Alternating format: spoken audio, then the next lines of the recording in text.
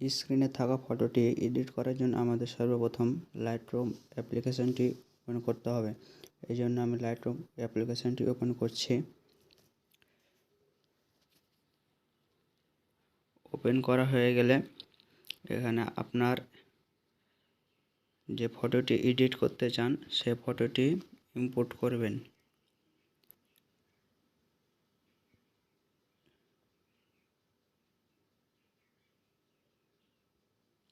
Import করা হয়ে গেলে ছবিটি ওপেন করে নেবেন। ওপেন করার পর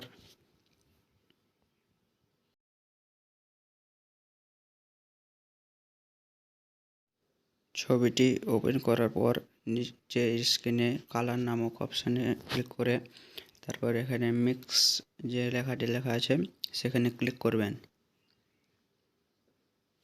আমি ক্লিক করে দিচ্ছি। ক্লিক করার পর আমরা এখানে আমি যেভাবে এডিট করছি ছবিগুলোটা আপনারাও সেভাবে দেখে নিন। খুব মনোযোগ দিয়ে দেখবেন এবং সেটিংসগুলো ভালো করে দেখে নিন। পারলে ভিডিওটি না স্কিপ করে দেখুন, তাহলে বুঝতে পারবেন, না হলে বুঝতে পারবেন না।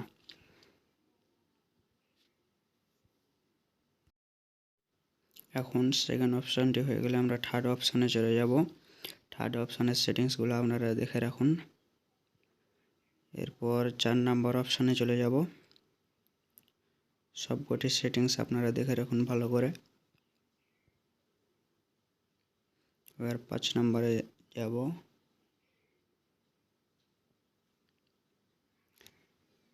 এখানে সেটিংসগুলো দেখে রাখুন। 6 নম্বর এটা, এরপর 7 নম্বর, এরপর 8 নম্বর,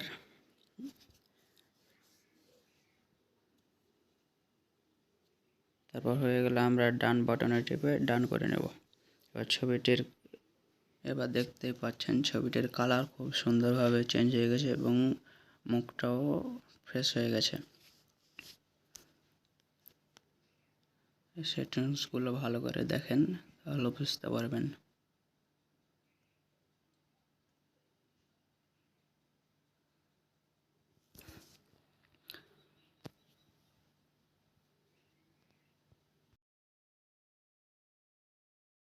এবার আমি আপনাদের ছবিটির এডিটিংয়ের তফাৎটা দেখাচ্ছি। এবার ছবিটি আমরা সেভ করে নেব। তারপর সেভ হয়ে গেলে আমরা আবার সেই ছবিটি ওপেন করব এবং একটি প্রিসেট অ্যাড করব। প্রিসেট অ্যাড করার জন্য আমরা সর্বপ্রথম প্রিসেটে ক্লিক করব।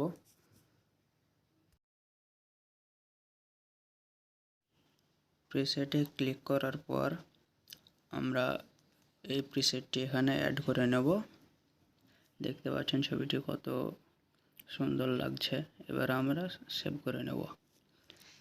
ছবিটি সেভ হয়ে যাওয়ার পর আমরা রিনেম অ্যাপসটি ওপেন করব। এই জন্য আমি রিনেম অ্যাপসটিতে ক্লিক করছি। রিনেম অ্যাপসটিতে ক্লিক করার পর আপনাদের যে ছবিটি এডিট করলেন সেই ছবিটি এখানে ইম্পোর্ট করবেন। আপনাদের একটু অ্যাড দেখাবে, অ্যাডটি আপনারা স্কিপ করে নেবেন। আমি আপনাদের সুবিধার জন্য এখানে অ্যাডটি স্কিপ করে দিয়েছি। একটু লোডিং নিবে যেহেতু ফ্রি অ্যাপস। এবার দেখেন ছবিটি এখানে কত ফ্রেশ হচ্ছে দেখেন। আগে আবজা হয়েছিল, এখন 4K হয়ে গেল। এবার ছবিটি আমরা এখান থেকে সেভ করার জন্য উপরের ডান কর্নারে সেভ বাটনে ক্লিক করব এবং এখানে একটি অ্যাড দেখাবে। আপনারা অ্যাডটি সম্পূর্ণ দেখবেন, আমি এখানে স্কিপ করে দিচ্ছি।